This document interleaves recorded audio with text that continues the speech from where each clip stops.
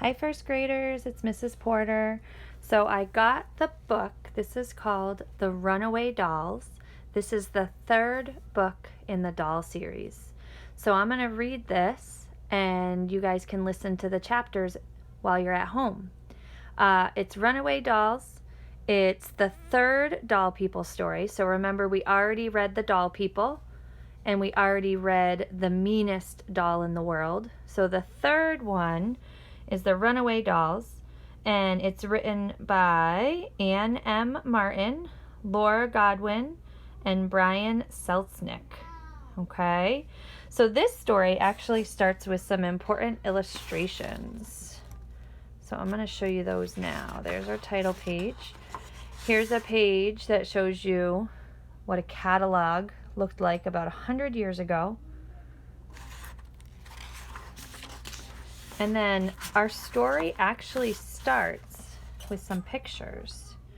So before there's even any words, they're showing you an old doll shop. There's a package. And here's a close-up of the package. So the package is being sent from a place called Wilson and Sons from London, England. So now I'm wondering, so this is, if you can see this, the Wilsons and Sons catalog. So this package is being mailed from a catalog that sells dolls. And the address, it's a little hard to see with the crease, but it's for William Seaborn Cox, Esquire, 26 Weatherby Lane. And it's in Reed, Connecticut, in America. So there's that package, and it's being put on top of these other packages. But you can see it's starting to fall down. It falls behind all the other packages, and it looks like it falls all the way to the ground, and it gets stuck behind maybe a desk. It looks like there's a lot of stuff on the ground. There's a mouse hiding back there. So it's a spot that not a lot of people see. And then something happens 100 years later. So 100 years after the package gets lost behind the desk, you can see there's some other stuff back here. Maybe somebody dropped their keys. Somebody is reaching back there for something. And they find the package. So that is the package, but that package is 100 years old. So we're going to start on chapter 1, and it's called The Mysterious Package. Annabelle Doll didn't see the mysterious package when it was delivered. She didn't see it until late that night, in fact, because Annabelle was a doll, and because she belonged to Kate Palmer, a tidy girl who always left the dolls neatly posed in their Victorian house. Annabelle missed out on a lot of important things, and she had to be content with hearing about them later. Tiffany Funcraft was a doll too, but because she belonged to Kate's younger sister Nora, who was careless and left things scattered everywhere, Tiffany happened to be wedged between two couch cushions, luckily with her head sticking out into the room when the package was delivered, so she had a good view of the front door. What was mysterious about the package? Annabelle wanted to know when Tiffany told her about it that evening. It was British, Tiffany replied. Annabelle looked confused.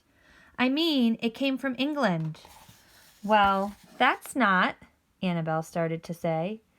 It came from London, Tiffany rushed on. But Mr. Palmer doesn't know anyone in London. I don't think Mrs. Palmer has seen the package yet, added Tiffany. Oh, said Annabelle. And it doesn't say Palmer on the package. It's addressed to someone else. Well, then the package must not be for the Palmers, said Annabelle sensibly. She and Tiffany were sitting side by side on the floor of Kate Palmer's bedroom. The moon was full, and it shone through the window, making a pale square on the rug. Annabelle and Tiffany sat in the middle of the square, the moonlight reflecting off Tiffany's body. Oh, I'm going to try turning this. Annabelle sighed with pleasure. If there was anything better than a good mystery to solve, it was the freedom in which to solve it. And that was exactly what Annabelle and Tiffany had. 2 full weeks of freedom. Earlier that day, the Palmers had gone away on summer vacation. So ahead of the dolls and the fun crafts stretched 14 glorious days without any humans around. Annabelle could scarcely believe her luck. The last time the Palmers had left for 2 weeks was before the fun crafts had arrived, and before Annabelle had become quite so adventurous. It was made of china. Annabelle looked down at her own body. It was made of china, and her hands and feet glinted in the moonlight. Her face, too, she supposed, although she couldn't see it. But she wasn't nearly as shiny as Tiffany, who was made entirely of plastic, including her snap-on clothing. Annabelle's clothes, over 100 years old, were made of delicate fabric and lace. Annabelle was fragile. She chipped easily, and her clothing was prone to ripping. Tiffany was sturdy and never had to worry about such things. But she was bound by the same rules as Annabelle and any living doll who had taken the oath and chosen to live by the doll code of honor, the ancient principles protecting the secret life of dolls. And this was why these 2 weeks were precious to Annabelle and Tiffany. As long as the Palmers were away, the dolls could roam about the humans' big house without putting doll-kind in danger. They could sing and shout as loudly as they pleased. They could scramble up and down stairs. They could explore and laugh and play games. They could start projects. Annabelle wanted to learn how to knit, and Tiffany had found instructions for making a volcano, and finish them without worrying about what time the humans were due home. Annabelle hoped that her family, who lived in the old wooden dollhouse in Kate's room, and the Fun Crafts, who lived in their new plastic house in Nora's room, could spend plenty of time together. She thought that the grown-ups in her family needed other adult friends, too. "But the package is for the Palmers," said Tiffany. "At least, it's for somebody at this address, 26 Weatherby Lane. I heard Mr. Palmer read that out loud. Then he said, 'This is our address, all right, but not our name.'" "That is strange," agreed Annabelle. "Mr. Palmer is going to show the package to Grandma Catherine, but I'll have to wait until after they're all back from vacation. Grandma Catherine left yesterday for her trip, you know." "Tell me again where Grandma Catherine went," said Annabelle, feeling slightly annoyed that Tiffany knew so much. But then she reminded herself that Tiffany had all this information because Nora was forever tossing her around the house and leaving her in uncomfortable places in which all Tiffany could do was stare vacantly and listen. "Grandma Catherine is spending 2 weeks with her old college friends," said Tiffany, "in Massachusetts or Minnesota. I'm not sure. And the Palmers are going to Monhegan Island." Annabelle sighed. "The beach. I've never been to the beach." "If somebody would just give Nora the Funcraft Travel Pack, number 481, we could have 2 beach chairs, a beach umbrella, a beach ball, a beach blanket, bathing suits, and sun hats," said Tiffany. "That would be nice, but not the same as really going to the beach," said Annabelle. Her thoughts turned then to the 14 days of freedom and all the things that could be done during that wonderful time. "Tiffany, let's go look at the package," she said. "Maybe we can solve the mystery. Where is the package, do you know?" "It's on the living room couch. Mr. Palmer put it there so he could remember to show it to Grandma Catherine first thing after vacation. We can climb up the couch without too much trouble." "All right," said Annabelle. "Just one thing. Where's the captain?" "Closed into the back of the house, in the kitchen and the laundry room," replied Tiffany. "We don't have to worry about him." "Good," said Annabelle, who had had many unfortunate experiences involving the Palmer's cat. "Want to go right now?" asked Tiffany. "Absolutely." Annabelle got to her feet. "I just have to tell Mama and Papa we're leaving, though. Just a minute." Annabelle hurried across the rug to the little stool, 4 steps high, under the doll's house. Kate was 10 now, and she no longer needed the stool to reach any room in the 3-story house that sat on the shelf several feet above the floor. But she had left the stool where it was, which was a good thing. Without it, the only way Annabelle could have gotten into or out of her house was in the hands of a human. Tiffany was lucky. The pink plastic Funcraft Dreamhouse Model 110 sat on the floor of Nora's messy bedroom. Tiffany could always run home in a jiffy. Annabelle stood at the bottom of the stool and shouted, "Mama! Papa!" When there was no answer, she tried again, more loudly. "Mama! Papa!" "Yelling is fun, isn't it?" said Tiffany. Mama Doll appeared at the front of the house, leaned over the edge, and looked down at Annabelle, which reminded Annabelle that one of the many small things for which she was grateful for was that Kate hadn't closed and locked the front of the dollhouse before she'd left on vacation.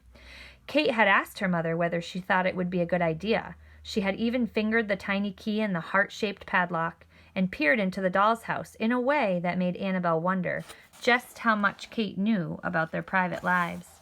But in the end, Kate had left the house open, to Annabelle's immense relief. "Annabelle, what on earth are you shouting about?" called Mama Doll. And in that funny way that thoughts have of jumping into your mind from no place in particular, Annabelle was suddenly thrust back in time, more than 100 years, to the day on which the old doll maker had completed Mama Doll and sat her on a wooden shelf in his workshop in London. Later, when the shop was quiet and the doll maker had gone home for the night, Annabelle had looked high above her at the doll who was to be her Mama.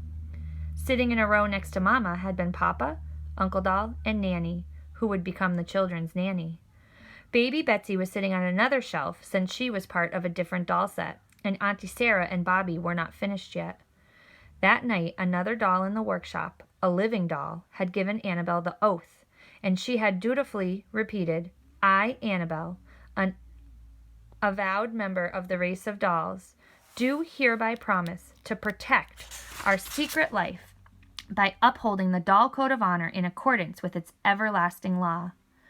The other doll had then explained that if Annabelle made a mistake or did something foolish, something to put the secret lives of dolls in danger, she risked becoming an ordinary doll again. Being a living doll, a doll person, wasn't easy, but it wasn't boring, and Annabelle felt certain that being an ordinary, lifeless doll must be quite boring indeed. Tiffany nudged Annabelle now, just as Mama Doll said again, "Annabelle, did you want something? Tiffany and I are going to go downstairs for a while, okay?" For once, Mama Doll didn't reply with a list of warnings. Warnings to be quiet, to be careful, to stay out of sight, and above all, to remember the consequences of foolish behavior. By this, she meant doll state, and worse, permanent doll state.